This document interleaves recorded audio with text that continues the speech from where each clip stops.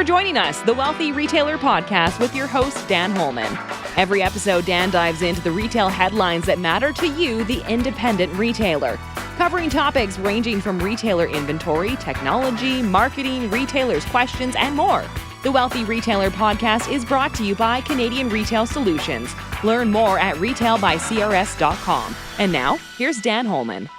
Hey, good morning, everyone. Welcome to the Wealthy Retailer Podcast. Back coming middle of July, not quite middle of July. We're July 8th recording for today, Rob. July heat, man, oh man, in the thick of summer here. It's been a gorgeous couple of weeks. How you doing? Yeah, we got the old AC units got a good test run last week. It was warm in our part of the world, but us Canadians, we like to complain about the weather. We have that right because we see the full ends of every extreme. But it was good.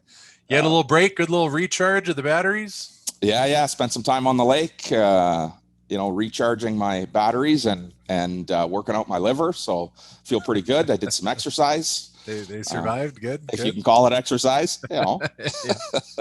Right on. Well, welcome back. Good to be talking about the retail headlines of the week. We got some good ones here.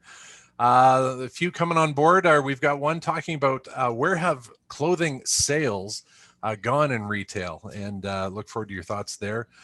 Feel good spending, definitely on the rise. Story about that. And this is pretty cool. 6 questions you need to ask yourself before launching a direct to consumer brand. You talk lots about, retailers making their own brand. And so a lot of good things to consider there. So the first story comes to us from CNN.com. It's just talking about the sales and just what's going on in that world. The consumers are they're definitely seeing it or not seeing it rather. What stood out here, Dan? Well, the headline could be a bit confusing or misinterpreted. It says why you're seeing fewer clothing sales in quotations right now. And so, it could be misinterpreted, but here's the reality. This is not about a lack of business in the apparel sector. It's in fact just the opposite. Totally. Consumer demand for new, wardrobe is soaring thanks to, south of us in the US, lots of stimulus in the country, and across North America, this pent-up demand built during the pandemic.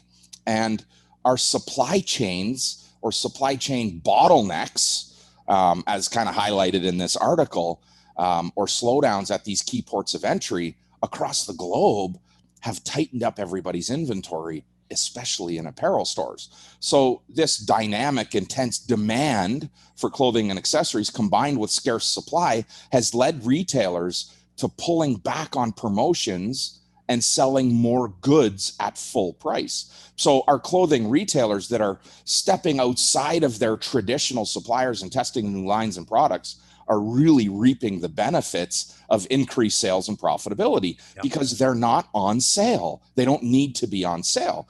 And right now there is significant demand, and those that have supply are on this great upward trajectory. And those that have not been able to maintain their supply are seeing waning sales, and consumers may not be quick to return to those stores where inventory, is too lean. Now, if you're lucky enough to be plump in inventory, my mom said it's okay to be a little chunky. I want you to be chunky in inventory right now. If you're lucky enough to be, heavy in inventory, you have such a great opportunity to really push your sales volume up.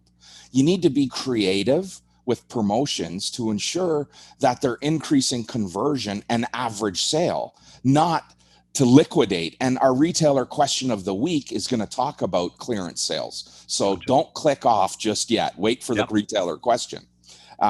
We really need to focus on classes in our store that are aged and overpositioned to move them out, but don't give up margin where you don't need to. If we're thick in supply, let's go back to, economic theory, supply and demand.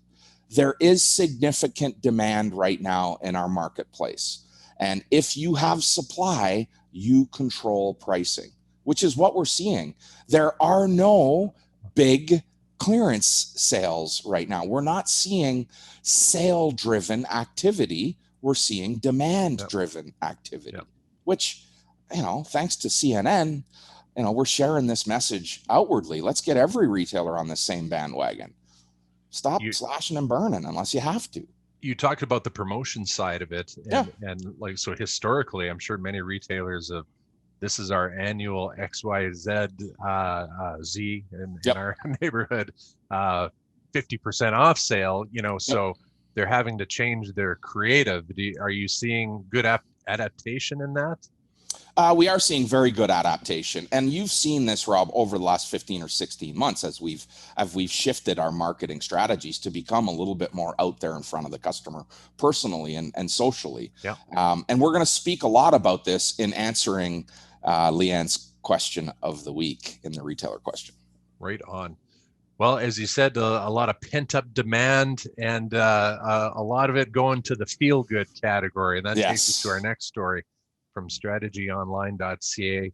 Like they say, it's on the rise. Spending's on the rise for all those feel-good items. What are the winners out of this story here, Dan? Well, I mean, Rob, this really speaks to retail therapy that we've been preaching for decades. Retail therapy. It's feel-good spending, and right now we've seen this coming out of this study by Hill and Knowlton with Interact that shows Canadians are increasingly making non-essential purchases to boost their morale or boost their mood amid the pandemic. And this looked at Canadian debit card users through simulated shopping experiences and diary exercises to test the emotions, associated with their spending and how it changed depending on what they were buying. This study found that there was more feel-good spending, which feel-good really can be defined as, non-essential spending, that this feel-good spending was boosting their mood. And it was really happening more, Rob, with the Gen Z and millennial adults, very much more so than the baby boomers. And, Canadians were looking for or are looking for in this study a way to tap into satisfaction and confidence and pride. And this is especially true when purchases are linked to someone's passion, right? And the effect that is seen, this increase doesn't have anything to do with price, which again, maybe caters a little bit, Rob, to this idea that we don't need to be on sale. Right now, we're rewarding ourselves with a little therapy, a little retail therapy, and making feel-good purchases that have nothing to do with essential living. Yeah. Well, it almost answered the question that I asked in the previous story, where when you don't have price to lead some of your messaging out there, right? This speaks to, turn your messaging into how it makes your consumer feel, right? And you're probably going to be rewarded quite well with it. And align your direction, your strategy with your consumer's passion, the things that they're passionate about. And then price is a non-issue. This podcast is brought to you by Canadian Retail Solutions. We've been empowering retailers across North America for 30 years with the latest in point-of-sale technology, best-in-class support, merchandise intelligence with open-to-buy planning, and much more. CRS has the retail solution to help take your retail business to the next level of success. Visit retailbycrs.com to learn more. Remember, Canadian Retail Solutions exists to help make you, the independent retailer, better. Okay, Dan, entrepreneur.com. 6 questions you got to ask yourself. You got to weigh these things before diving into the direct-to-consumer brand. Do you want to go through these and maybe tell you what you liked, and maybe if you didn't like anything? Let's hear your thoughts. Yeah, for sure. I mean, this article spoke to Varun, I think was the name. Yeah, Varun is the author here. He is a founder of an entrepreneurial company, and he really shared his 6 questions that need to be asked when starting a direct-to-consumer brand. So before we talk about the questions, we have to understand what direct-consumer really is. And generally speaking, DTC is defined as a brand eliminating the middleman, the retailer, and selling goods directly to a consumer. But I believe we all have the opportunity right now to have a direct-to-consumer strategy. And a direct-to-consumer brand is usually sold online using primarily an e-commerce based business that specializes in a specific category or specific market. And some of our direct to consumer brands, Rob, they open limited, physical space, smaller, scale space, but they really are trying to sell direct to the consumer versus going through a retailer. Well, here we are in a space that over the last, year and a bit has seen us enter that direct-to-consumer marketplace. Two can play at that game, eh, Dan? It's like, two can play that way. And now we as retailers can get out there and market ourselves as the same way as direct-to-consumer brands are doing. Now, Rob, this doesn't just speak to, your own branded goods. I mean, it is your brand, your store. And how do you get your store direct to the consumer online? And it really, whether we're talking about getting your brand to the consumer online or in brick and mortar, these 6 questions that Varun shared should be all on point. And the first one, I'll just go through them and kind of give you my little thing. The first question was, have you thoroughly analyzed what you and your team are good and aren't good at? And for me, the latter is the most critical part of the question. We need to analyze where we're weak and focus on improving one aspect at a time. You can't fix everything. You've got to choose what's important now as well as what's achievable now. If it's important and not achievable, don't waste your time. Focus on what's important and what's achievable. And one at a time, fix these things and focus on really what is your team, what are you really good at and what are you weak at? And some of these next questions maybe highlight a bit of the weakness. One of them is, are you ready to handle end-to-end consumer journeys on the right platform? This really speaks to our systems and their seamless integration. We need our e-com site connected to our point of sale system. We need one central hub of information to better manage our businesses. So whether you're using Shopify or Woo or Big or Magento or whatever, it's got to be connected to your point of sale system. It is truly your business intelligence brain, right? And we add on to the point of sale system or connect to it other valuable tools like merchandise planning, but it has to be foundationally based on this analytical engine that is your business intelligence machine, your point of sale system. Number 3 was, are you operationally ready? Wow, operationally ready. What is your fulfillment strategy? Will you do this from your store or do you need an off-site warehouse? I can tell you firsthand experience, we're seeing a lot of pent-up frustration in retail right now, trying to fulfill from our selling centers, from our stores. It is difficult. It is difficult to pick and pack those goods that just yesterday we maybe unpacked, steam, and hung. We're creating some more work that may not be necessary. So we've really got to ask ourselves, are we operationally ready? Are we ready to start driving out there in this direct-to-consumer, e-com marketplace? The 4th question Varun asked was, why should a customer buy your product? You've got to be able to answer this. Why should she buy your product or buy from you when she has so many options to choose from? Your why has to be at the forefront, not your what. Your why you do this, the why you choose the products you do, the why you curate the way you do has to be at the forefront. That's what people will connect with. And Simon Sinek does the best job ever of talking about why. You want to spend 5 minutes on YouTube, go check him out and ask about the why. It's super, super relevant in our world today. Number 5 was, how are we going to generate sales? And so whether in store or online, we need to have a marketing strategy that drives relevant traffic to your store. You've got to have a strategy. It cannot be by accident. It has to be a pointed effort. This is what we're doing. And that effort has to be connected to dollars, right? We've got to look to how do we spend, you got to have money to make money. Well, you got to spend money to make money in marketing. You got to figure out, where am I finding my most relevant traffic, and then putting a little budget behind it, measuring it and improving. Yeah. And then number 6, of course, most important, are you thinking about retention? And that really speaks to us earning lifetime customers. You got to be thinking about the lifetime value of your customer and how do we hold on to them forever. I don't think any of us have the ability to quantify the lifetime value of a customer.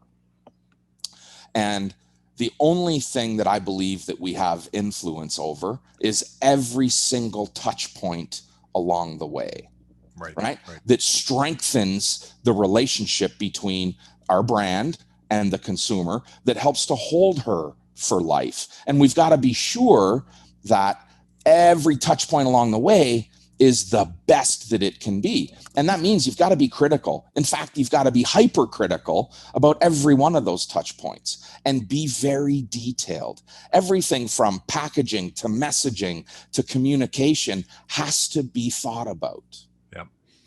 I think I love it, Dan, on the retention side. The point before is the cost of generating those sales, those marketing dollars right on the front end.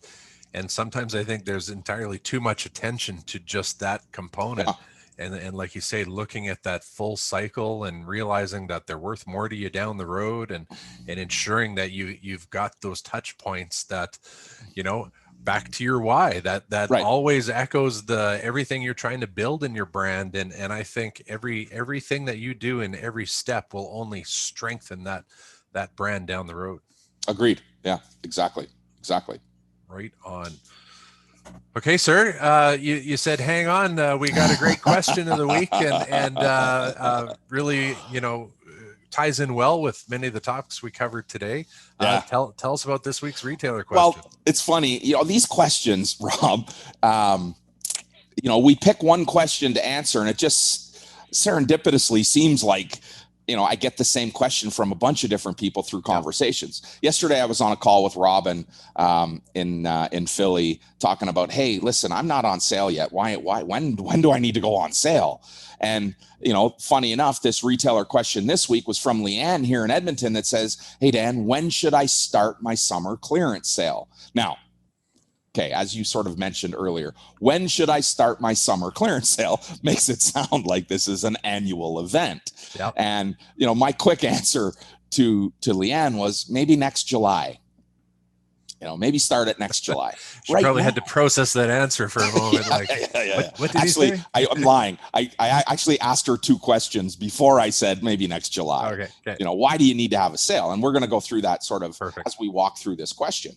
Right now, Rob, we're not seeing a ton of summer clearance sales because we don't need to clear out of our inventory.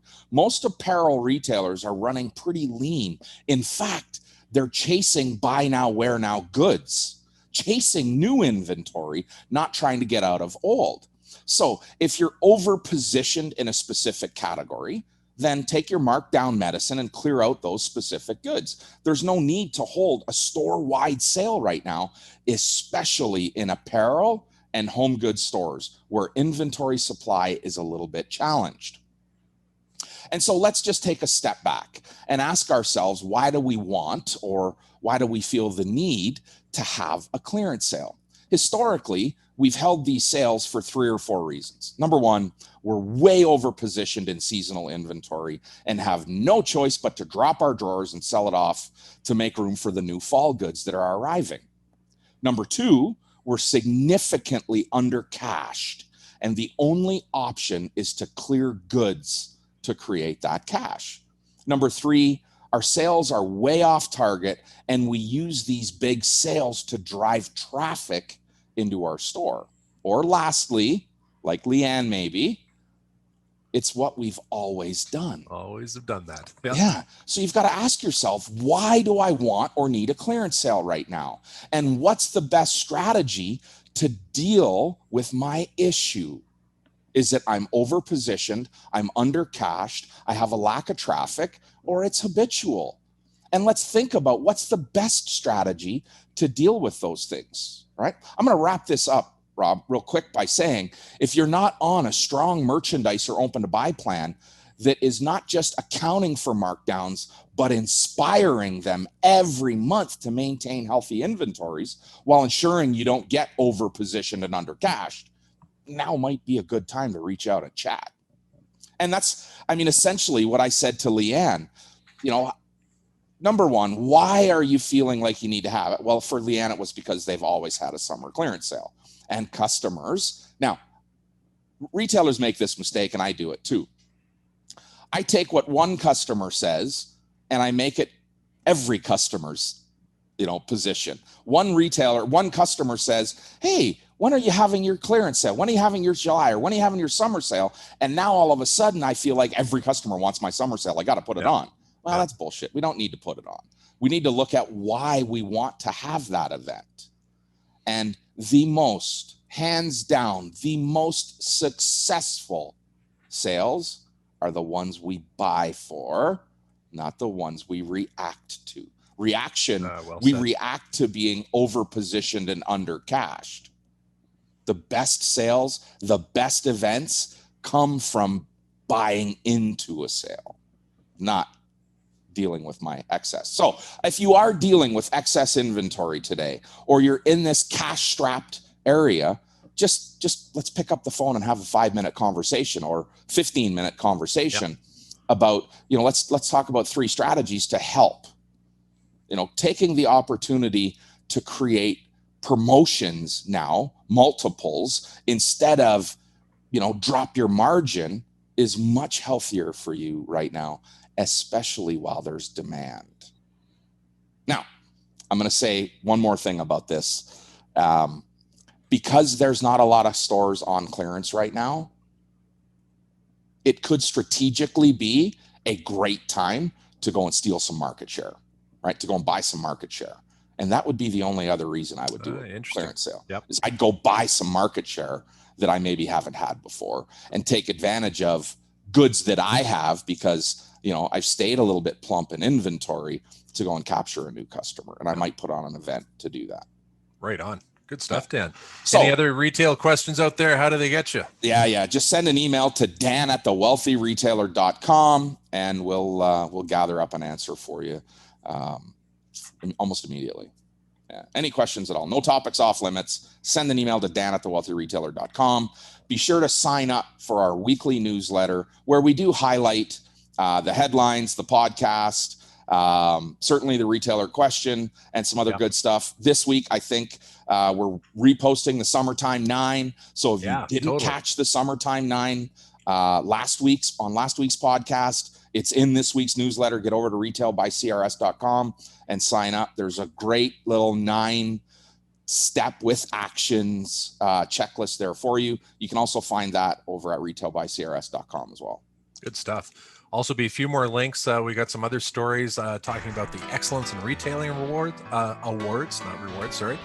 and shopping festivals highlight the potential of live stream commerce. There's an interesting category. And of course, why experiential could make sense for you retailers out there. And as Dan said, be sure to check out that Summertime 9 if you haven't yet. Great job, Dan. Thank you, sir. Hope you have a great week.